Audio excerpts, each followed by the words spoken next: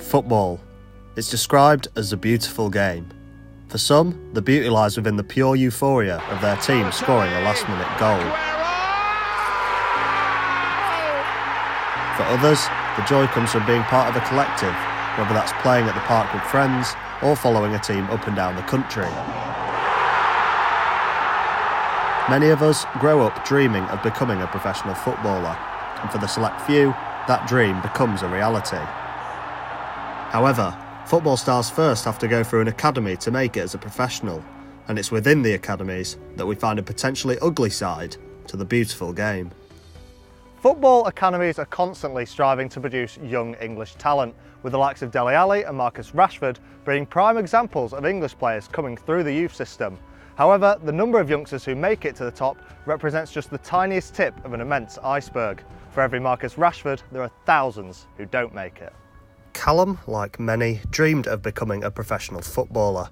However, those dreams were halted when he was let go by York City's academy aged 18. And he's not alone. Out of those in academies aged 9, only half of 1% make it as a professional. My football career started at Otley Town, just playing for fun, playing for Poole as well, both local teams. And actually, whilst I was playing for school, a scout came to me and asked me whether I'd come down to train for York City. And I had a trial there, a couple of tests, and I got into the York Academy. So that's when my academic football started. I played there for a couple of years and then had a couple of matches for them, and then eventually got dropped. For any youngster in the sport, being rejected is likely to mean devastation. However, Callum believes the way it was handled by the club added to what was already a traumatic experience. The York coaches said they didn't want me anymore, basically just randomly off the bat. I turned up to training one night, and at the end of the session they just said, "We don't want you anymore, so you don't need to turn up any longer." I thought they handled it unprofessionally, because they have a lot of up and coming footballers, and they didn't treat you with respect in terms of letting you go, because they have so many people coming in and out every day. They just want to get the best out of everyone. And so as soon as they're not good enough, you're not good enough for them, they get rid of you straight away. Only 180 of the 1.5 million players who are currently playing organised youth football in England will make it as a Premier League pro. More worryingly, statistics also show that over 50% of those released from academies are likely to suffer clinical levels of psychological distress. Especially if someone's specialised from that young, their entire self-worth is predicated on their sports performance. They don't have anything else. They don't have a circle of friends outside of the sport. They don't have other things that they're good at. You know, if you didn't make it as a footballer but you were a half-decent tennis player, you're like, oh, well, it's all right because I'm still good at other stuff. Or I might not be good at sport, but I've done a bit of music and I quite enjoy that. Whereas if all you've done is sport and then you suddenly hit that barrier and you're told, no, you're not going to go any further, that's catastrophic for someone's mental health. Football clubs are becoming increasingly commercialised, with the amount of money in the game rising each year. An ever-increasing emphasis on money in the sport means that young players are more at risk than ever of being treated as pound signs, rather than developing human beings. It was difficult to get over, actually. I've spent my whole life playing football, and then suddenly, a band like that, I don't have anywhere to play anymore, because clearly all my eggs were in York City's basket. So yeah, it's hard to take. A lot of nights thinking about what I could have done better, what I could have done in matches better, what I could have done in training better, and it all just it's hard to take so suddenly. A lack of support for players who are released from academies has been a growing issue, and in the past few years, clubs like York have started to take note and are now aiming to improve their support systems. The EFL's 2018 Youth Charter, for example, states that when a player is released, the club should help identify opportunities so that the player released has a chance to continue their career elsewhere. Guiseley AFC are one club who are providing these opportunities. The majority of their academy players have been released from larger clubs in the past, with Guiseley giving them a second chance to make it professionally. There is some of them that will come in that they've maybe been at big clubs and they've taken it pretty badly. But our motto is to try and get them in and tell them to prove people wrong, prove people that have released them wrong and proven that they can go on in a successful career, if not in professional football and non-league football, and give them that kind of second chance, and also succeed in education as well, because there's very, very few people that make a good living out of playing football, unfortunately, and it's getting the balance of both education and football. For those who have been rejected from academies in the past, the chance to prove their former clubs wrong not only helps regain confidence, but can reignite their love for football.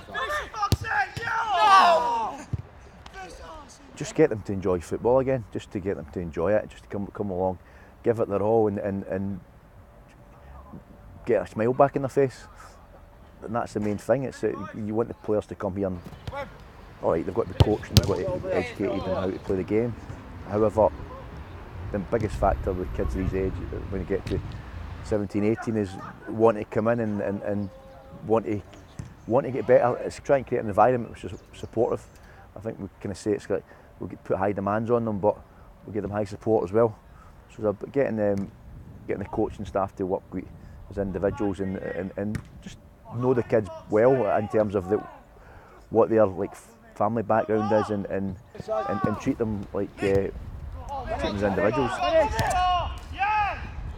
Because many of those in academies have been playing from ages as early as 6, their whole childhood is centred around football, meaning if they're released, they're left contemplating their next career step.